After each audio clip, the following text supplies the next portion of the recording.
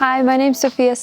I'm a second-year student at Dartmouth College in the United States, and I'm 19 years old. Hi, I'm James, I'm 20 and I'm from Melbourne, Australia. I'm studying at the University of Melbourne. Hi, I'm Jessie, I'm from Australia and I'm currently studying aerospace engineering at Monash University and I'm 23 years old. I've really enjoyed working with the community, specifically in Salpo, and I think it's very nice because I'm very passionate about making a change and specifically about bringing energy security to a lot of different communities, but it's nice to be here and actually see that being implemented.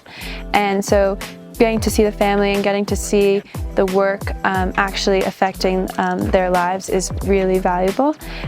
My favourite part about working with WindAid has been getting some hands-on experience in the lab, and then it's been really rewarding to see the impact of our work coming out to the community and seeing the effect of the hard work we've been putting in. Putting together the turbine in the workshop and actually practicing hands-on skills and learning a lot of things, whether it's welding, angle grinding, painting, various forms of skills.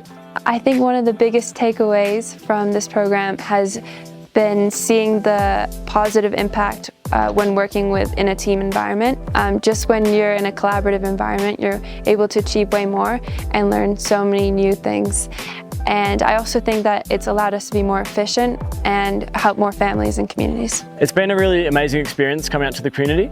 It's really opened my mind seeing the different ways that people live around the world, and it's been really inspiring to see the different ways that I can help and contribute to making the world a better place. I feel like I've learned a lot of valuable skills that I'm going to be able to use in the future, and I've also met a lot of amazing people. I feel like that's been my favourite part of the whole thing, is making these connections and good friends in such a place that's so far away from my home.